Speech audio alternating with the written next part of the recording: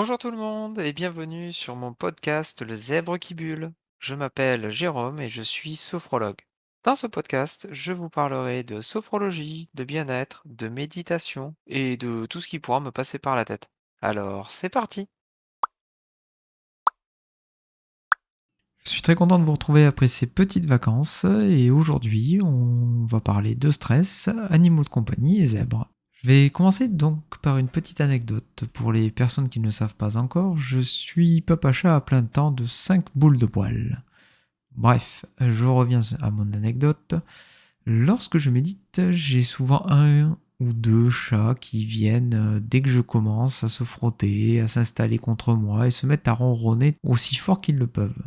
Alors pourquoi je vous raconte ça? Eh bien tout simplement pour souligner que le lien entre les animaux de compagnie et les êtres humains sont beaucoup plus complexes et riches qu'au premier abord. Et la preuve, c'est que le fait d'avoir chez soi un animal de compagnie est bon pour la santé. Des études démontrent en effet que le fait de caresser, câliner ou tenir un animal, nos joyeux compagnons là, augmente le niveau de sérotonine et de dopamine dans notre corps. Et du coup, le fait d'interagir avec eux peut également faire diminuer la tension artérielle et diminuer le cortisol, qui est l'hormone du stress. Eh oui, le pouvoir de la ronron thérapie est avéré. Le fait de contempler un aquarium a aussi un effet anti-stress et relaxant. Que cela soit par les mouvements gracieux de nos petits amis aquatiques ou le clapotement de l'eau. Il y a même des professionnels de santé, comme par exemple des dentistes, qui n'hésitent pas à installer des aquariums dans leur salle d'attente pour détendre les patients. Un autre exemple où les animaux sont même utilisés dans le cadre de thérapie, c'est notamment dans l'équithérapie où le cheval intervient au même titre que le thérapeute dans les soins qui sont apportés à une personne qui en aurait besoin. Autre exemple, jouer avec son compagnon permet également de lutter contre la solitude. Il n'est pas rare que lorsque vous promenez votre chien, par exemple, que grâce à ce dernier, vous fassiez des rencontres le temps d'une balade.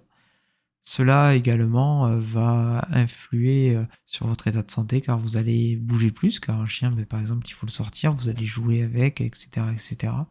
Donc vous allez faire plus d'activité physique. Et vos boules de poils peuvent aussi influer sur votre sommeil de par leur présence qui est plutôt rassurante au pied de votre lit ou sur vous même. Enfin, je dis sur vous surtout pour les chats qui aiment venir se coller pendant la nuit et prendre toute la place. Bon, on est d'accord, ça marche moins bien quand 4 kilos de ronron s'installent directement sur votre tête pour essayer de dormir. Les animaux aident également à lutter contre l'isolement et à garder donc un certain dynamisme, comme je le disais un peu plus tôt, et c'est encore plus vrai pour les personnes âgées. Il y a de plus en plus d'activités avec des animaux qui sont proposées dans les maisons de retraite, car le fait d'interagir avec les animaux permettent de garder un certain dynamisme, de garder une certaine d'être alerte au niveau des réflexes, au niveau des mouvements, et puis c'est bon pour la santé tout simplement de la tête, hein. Psychologiquement parlant, c'est toujours agréable de pouvoir jouer avec un animal quand on aime bien ça. Et ça permet également aussi de casser leur routine qu'ils peuvent avoir dans ces maisons-là.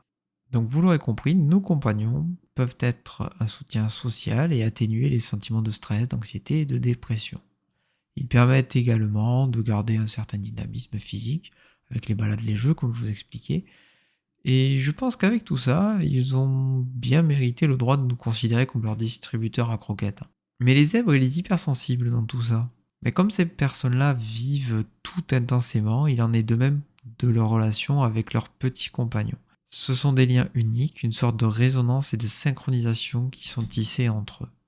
Pour faire plus simple, chacun va ressentir les émotions de l'autre, et ces derniers sont souvent d'un précieux réconfort.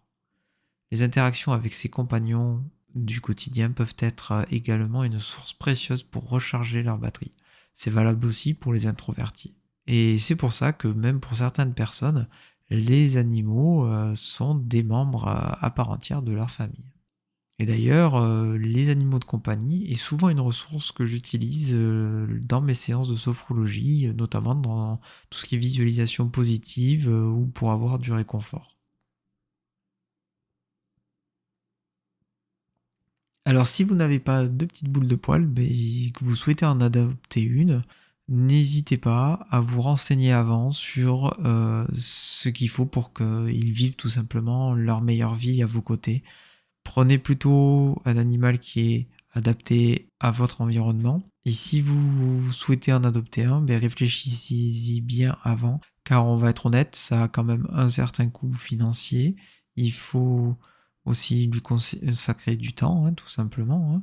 Et ça peut occasionner quelques dégâts et dans tout ce qui est la maison, prévoir les croquettes. Et aussi prévoir les contraintes que cela occasionne, notamment lors des départs en vacances où tous les animaux ne sont pas admis partout. Il faut donc prévoir un système de garde ou autre. Prenez tout ça en considération et réfléchissez-y bien avant de faire une adoption. Et si c'est toujours OK pour vous, je vous conseillerais plutôt d'aller dans des refuges ou des associations qui se battent pour pouvoir faire adopter des animaux qui ont été abandonnés par des précédents maîtres ou autres et offrez-leur leur meilleure vie. Mais dans tous les cas, renseignez-vous bien avant de faire une adoption sur l'animal en question. Voilà, c'est tout pour aujourd'hui. J'espère que cette bulle vous aura plu. Si vous avez aimé, n'hésitez pas à le partager et à le liker ou même à le commenter. N'hésitez pas non plus à me contacter en DM sur Instagram ou à me rejoindre ou à me suivre ou à m'envoyer un email, je répondrai à vos questions avec plaisir. Vous retrouverez bien évidemment ce podcast sous forme d'article sur mon blog. Je vous mets le lien dans la description et vous y trouverez également toutes les sources qui m'ont permis de faire cette petite bulle. Je vous dis à bientôt et en attendant, prenez le temps de respirer.